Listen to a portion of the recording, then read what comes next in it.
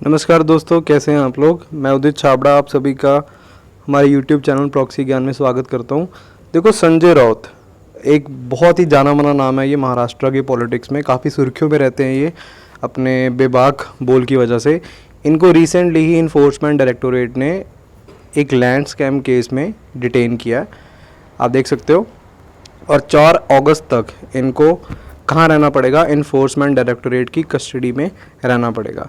इस वीडियो में हम यही जानेंगे कि कौन सा ये केस था जिससे रिलेटेड संजय राउत को इन्फोर्समेंट डायरेक्टोरेट ने अभी अरेस्ट किया। तो देखो होता क्या है, संडे को इन्फोर्समेंट डायरेक्टोरेट क्या करती है, संजय राउत की जो रेजिडेंस है मुंबई में, वहाँ पे कुछ घंटों की क्या बोलते हैं, कुछ घंटे वहाँ पे सर्च वगैरह करती है। और सर्च करने के बाद संजय राउत को फर्दर क्वेश्चनिंग के लिए अपने साथ ले जाती है। और इसी जब उनके घर पे तलाशी ली जा रही थी तो तलाशी के दौरान 11.5 लाख रुपए उनके घर से मिले। और इनको क्यों ले जाया गया, क्योंकि एक चौल के रीडेवलपमेंट प्रोजेक्ट में जो कि मुंबई के गोरेगांव में बन रहा था, उससे रिलेटेड एक केस था जिसमें संजय राउत को इन्फोर्समेंट डायरेक्टोरेट ने अरेस्ट किया। अब देखो, ये मैं आपको बताता हूँ कौन सा बेसिकली केस था, किस चौल की रीडेवलपमेंट के बारे में बात कर रहा हूँ मैं यहाँ पे। तो वो चौल कौन सी है, पात्रा चौल है।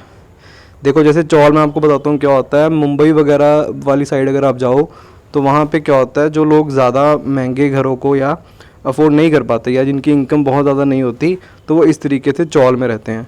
अब चौल में क्या होता है, छोटे छोटे रूम्स होते हैं और इसके अलावा जो एक पूरी फ्लोर एक ही कॉमन टॉयलेट को यूज़ करती है। तो मतलब आप कह सकते हो कि काफ़ी छोटे एरियाज़ में काफ़ी सारे लोग रहते हैं। और वो लोग ज़्यादातर रहते हैं जो मुंबई जैसे शहर में बड़े घरों को अफोर्ड नहीं कर सकते। तो यहाँ पे बेसिकली क्या हुआ, एक पात्रा चौल करके है मुंबई के गोरेगांव रीजन में, वहाँ पे 47 एकड़ में एक ये चौल फैली हुई थी। और यहाँ पे 672 हाउसेस थे। 2008 में महाराष्ट्र में जो Maharashtra housing and area Development authority है, इन्होंने क्या किया, इन्होंने डिसाइड किया कि इस प्रोजेक्ट को, यानी कि इस चौल को वो क्या करेंगे, रीडेवलप करेंगे। अब जैसे महाराष्ट्र में आप यहाँ पे बात करो ना, Maharashtra housing and area Development Authority, तो जैसे लुधियाना, अगर जैसे मैं लुधियाना से हूँ तो लुधियाना में होती है GLADA, Greater Ludhiana Area Development Authority. तो कुछ वैसी ही ये है, दिल्ली में जैसे दिल्ली डेवलपमेंट अथॉरिटी, तो वैसी एक अथॉरिटी है ये महाराष्ट्र में। तो यहाँ पे बेसिकली क्या था, इन्होंने जो प्रोजेक्ट था जिसमें आपको बता रहा हूँ कि इन्होंने चौल को दोबारा से रिकन्स्ट्रक्ट करना था, इसके लिए जो ये इन्होंने जो प्रोजेक्ट था, ये एक प्राइवेट कॉन्ट्रैक्टर जिसका नाम क्या है, गुरु आशीष कंस्ट्रक्शन प्राइवेट लिमिटेड, इस कंपनी को दे दिया ताकि वो दोबारा से इस क्या बोलते हैं, ये चौल पे एक प्रोजेक्ट बनाए और 672 जो टेनेंट्स हैं उनको दोबारा से यहाँ पे रीलोकेट करें। ये चौल जो मैंने आपको अभी दिखाया। तो अब देखो, एक बेसिकली क्या था, एक ये 3 पार्टीज़ के बीच में एग्रीमेंट हुआ था। वो 3 पार्टीज़ कौन कौन सी हैं यहाँ पे, एक GACPL और एक जो भी मैंने आपको बताया है ना, इस कंपनी का नाम मैंने लिया गुरु आशीष कंस्ट्रक्शन प्राइवेट लिमिटेड। इसके अलावा जो महाराष्ट्र की जो टेनेंट सोसाइटी है, जो भी मैंने बात करी ना, 672 जो टेनेंट्स हैं उनकी जो सोसाइटी है उनके बीच में, और साथ में MHADA के बीच में। और इसमें क्या था, और अभी देख लो, एग्रीमेंट साइन हुआ 2008 के आसपास और अभी 14 साल हो गए हैं। इमेजिन करो, 14 साल हो गए कि जो लोग पात्रा चौल में रहते थे, जो वहाँ से डिस्प्लेस हो गए थे, उनको अभी तक अपने घर नहीं मिले। अब यहाँ पे ED क्या एलिगेशन लगा रही है, इन्फोर्समेंट डायरेक्टोरेट है वो क्या एलिगेशन लगा रही है। इन्फोर्समेंट डायरेक्टोरेट का ये कहना है कि जो ये एग्रीमेंट था, ट्राइपार्टाइट एग्रीमेंट था, इसके अकॉर्डिंग जो GACPL जो प्राइवेट कंपनी थी, उन्हें टेनेंट्स को तो फ्लैट्स प्रोवाइड करने ही करने थे। इसके अलावा MHADA के लिए भी कुछ फ्लैट्स को डेवलप करना था। और साथ में जो रिमेनिंग जो एरिया था वो प्राइवेट डेवलपर्स के लिए, वो प्राइवेट डेवलपर्स को फर्दर बेच सकते थे। ठीक है। अब ED ने यहाँ पे क्लेम किया, जो प्रवीण राउत है, जो एक संजय राउत के क्लोज एसोसिएट माने जाते हैं, और जो ये जो गुरु आशीष कंस्ट्रक्शन कंपनी है, इसके और जो डायरेक्टर्स हैं, इन्होंने MHADA को क्या किया, मिसलीड किया। और इसके अलावा उन्होंने और क्या किया, जो फ्लोर स्पेस इंडेक्स था उन्होंने फर्दर 9 प्राइवेट डेवलपर्स को बेच दिया। देखो क्या होता है यहाँ पे, एक कॉन्सेप्ट होता है, उसको बोलते हैं फ्री बिल्डिंग करके। उसमें क्या होता है कि जैसे ये चंडीगढ़ वगैरह के आसपास ये चीज़ ये कॉन्सेप्ट काफ़ी चर्चा में होता है, मतलब काफ़ी ये पॉपुलर है। इसमें क्या होता है, जैसे मान लो आपके पास कोई ज़मीन पड़ी हुई है, आप उस ज़मीन पे कुछ कंस्ट्रक्शन करना चाहते हो, कुछ मॉडर्न टाइम की, मतलब आजकल जो है कंस्ट्रक्शन चलती है वैसे आप डिज़ाइन बनाना चाहते हो, बट आपके पास पैसे नहीं है। तो आप क्या करते हो, वो ज़मीन फर्दर किसी बिल्डर को दे देते हो, और बिल्डर क्या करता है, उस पर एक बेसिकली एक बिल्डिंग बनाता है। मान लो उसने 4 फ्लोर बनाए, तो उसने क्या किया, 2 फ्लोर आपको दे दिए, और जो बचे हुए 2 फ्लोर है वो उसने अपने पास रख लिए, और उसको फर्दर बेच के वो प्रॉफिट वगैरह कमा लेगा।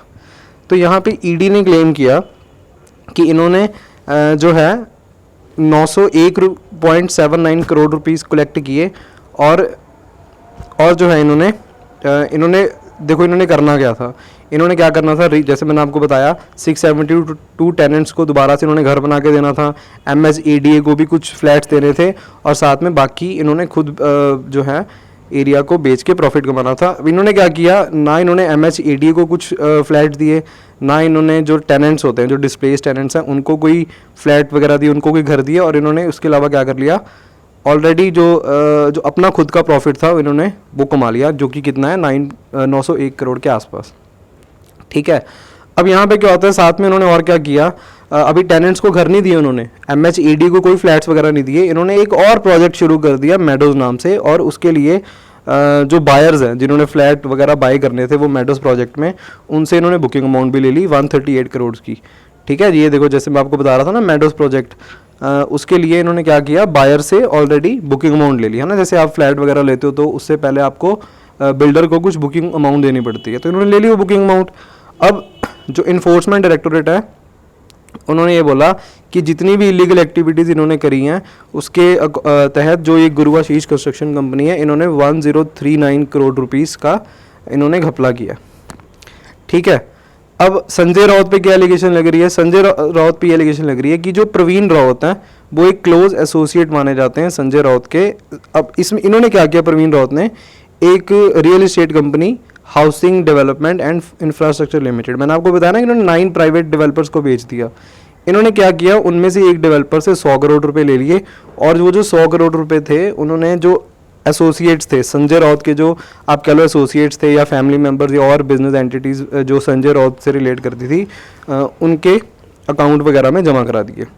ठीक है, और इन्फोर्समेंट डायरेक्टोरेट ने ये भी एलिजिट किया है कि जो उन्हीं पैसों में से जो 83 लाख रुपीज़ थे वो किसको दे दिए जाते हैं, वो संजय राउत की वाइफ के अकाउंट में ट्रांसफ़र कर दिए जाते हैं। जिसके बाद संजय राउत की वाइफ, जो कि जिनका नाम है वर्षा राउत, उन्होंने एक फ्लैट भी खरीदा मुंबई के दादर रीजन में। ठीक है, और इसके अलावा जो 8 प्लॉट हैं, है ना, इसके 8 जो प्लॉट हैं वो किसके नाम पे किए गए, वर्षा राउत और एक और महिला है यहाँ पे, स्वप्ना पात्रकर। ठीक है, स्वप्ना पात्रकर, ऐसा ईडी ने बोला है। स्वप्ना पात्रकर, इन्होंने भी रिसेंटली अभी संजय राउत पे कुछ एलिगेशन वगैरह लगाई थी। देखो बेसिकली जो जो स्वप्ना पात्रकर है ना, उनके जो हस्बैंड है वो एक संजय राउत के एक दोस्त माने जाते थे। तो इन्होंने कुछ संजय राउत के खिलाफ बयान दिया, जिसके बाद संजय राउत ने, बोला जाता है स्वप्ना पात्रकर के द्वारा, कि उन्होंने इनको धमकी वगैरह दी है। ठीक है, तो इस वजह से भी संजय राउत चर्चा में रह चुके हैं। अब देखते हैं कि इस प्रोजेक्ट में कहाँ पे गलती होगी, है ना, what went wrong with the project.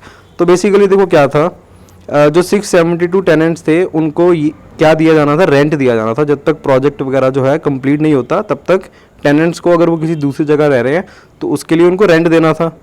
तो ये बोला गया है कि इस केस में, इस प्रोजेक्ट में, कि रेंट सिर्फ कब तक दिया गया, 2014-15 तक, यानी कि अभी आज क्या हो चुका है, अभी 2022 में जी रहे हैं ना हम, रेंट कब तक दिया गया, 2014-2015 तक ही दिया गया। और इसके अलावा ये भी बोला गया कि जो प्रवीण रावत हैं और जो GACL के और जो डायरेक्टर्स वगैरह, उन्होंने MHADA को भी मिसलीड किया, और इसके अलावा जो फर्दर उन्होंने ज़मीन बेची थी, तो मैंने आपको बोला था ना अभी 9 प्राइवेट डेवलपर्स को, उन सबको इन्होंने क्या किया, जो है मिसलीड किया।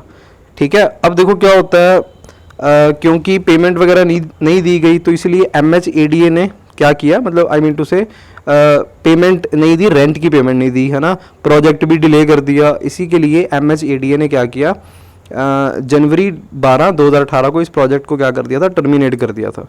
ठीक है, अब इसी के बाद क्या होता है, वो जो 9 डेवलपर्स थे वो कहाँ चले जाते हैं, वो चले जाते हैं बॉम्बे हाई कोर्ट में। ठीक है, और आगे बोलते हैं कि इसमें हमारी क्या गलती है, हमने तो हमें नहीं पता था कि ऐसा भी कोई प्रोजेक्ट है। हमने तो जस्ट ज़मीन किससे खरीदी है, ये GACL से ये ज़मीन खरीदी है। ठीक है, क्लियर। और इसके अलावा अगर आप देखें कि प्रोजेक्ट का जो करंट स्टेटस है वो क्या है, तो करंट स्टेटस देखो ये क्या है, इसकी महाराष्ट्र गवर्नमेंट ने 2020 में एक मेंबर की कमेटी बनाई थी। उस कमेटी के ये रिकमेंड कुछ सोल्यूशन वगैरह रिकमेंड किए। ठीक है, और उस कमेटी की रिकमेंडेशन के बाद 2021 में जो है इस प्रोजेक्ट के रीडेवलपमेंट यानी कि जो पात्रा चौल है उसके रीडेवलपमेंट के प्रोजेक्ट को दोबारा से महाराष्ट्र की स्टेट कैबिनेट ने अप्रूव कर दिया। ठीक है, और इसके लिए जो नोटिफिकेशन रेजोल्यूशन वगैरह जारी किया गया था वो जुलाई 2021 को जारी किया था। अब इसी साल फरवरी में क्या होता है, जो उद्धव ठाकरे हैं उन्होंने इस प्रोजेक्ट को रीस्टार्ट करने के ऑर्डर भी दे दिए थे। अब क्या हो रहा है इसमें, अब कोई प्राइवेट कंपनी नहीं बनाएगी इस प्रोजेक्ट को। कौन बनाएगा, MHEDA खुद से ही बनाएगा, और जो फ्लैट्स वगैरह हैं वो दिए जाएंगे, 672 रेजिडेंट्स को दिए जाएंगे। ठीक है, तो यही सब था इस वीडियो में जो मैंने आपको बताना था संजय राउत पे जो केस वगैरह चल रहा है। आई होप कि आपको इसमें जानने को मिला होगा कि क्या केस चल रहा है। अब देखो 4 अगस्त तक तो संजय राउत कहाँ पे है, संजय राउत ईडी की कस्टडी में है। उसके बाद देखना होगा कि और इस केस में क्या डेवलपमेंट होती है। खैर जो भी होगा मैं आपको प्रॉक्सी ज्ञान के हमारे यूट्यूब चैनल पे ज़रूर इसके बारे में अपडेट करूँगा। अभी के लिए इतना ही दोस्तों।